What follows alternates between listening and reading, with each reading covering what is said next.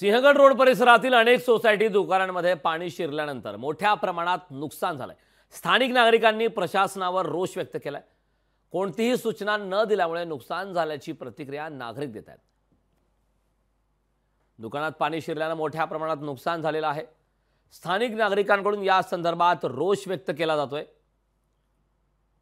हे दृश्य आपण पाहतोय। धरणातून मुठा नदीमध्ये मोठ्या प्रमाणात पाण्याचा विसर्ग झाला आणि 4 तासांमध्ये खरं तर होत्याचं नव्हतं झालेलं आहे। सिंहगड रोड परिसरामधली हे दृश्य आपण पाहतोय की ज्या ठिकाणी जवळपास 5 ते 6 फुटांचं पाणी हे आलेलं होतं, ते पाणी ओसरल्यानंतर अशा पद्धतीची परिस्थिती आहे ती सध्या निर्माण झालेली आहे। दुकानांचं मोठ्या प्रमाणात नुकसान झालेलं आहे, घरांमध्ये मोठ्या प्रमाणात पाणी साचलेलं आहे आणि त्यामुळे घरांचं सुद्धा मोठ्या प्रमाणात नुकसान झालेलं पाहायला मिळतंय।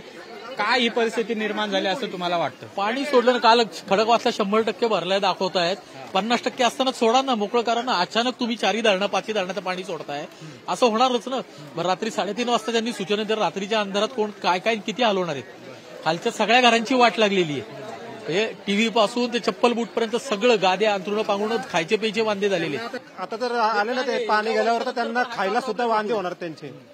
एवढ्या वर्षात काही नाही म्हणजे राहिलेलं त्यांच्या घरात। जबाबदार कोण आहे याला? जबाबदार प्रशासन, त्यांना वेळ दिला नाहीये, आम्हाला कोणालाच वेळ मिळाला नाहीये।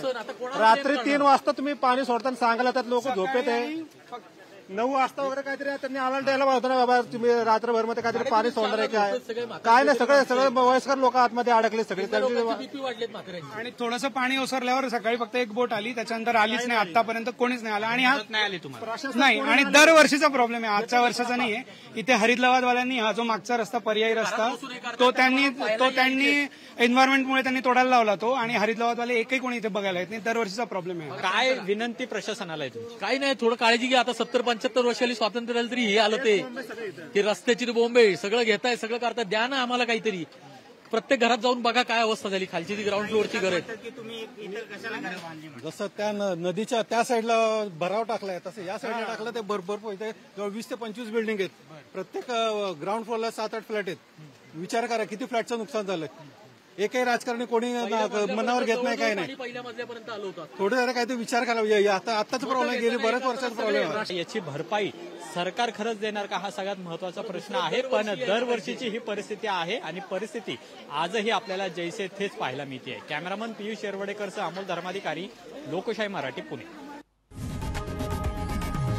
लोकशाही मराठी ऐका, पहा, जागरूक रहा।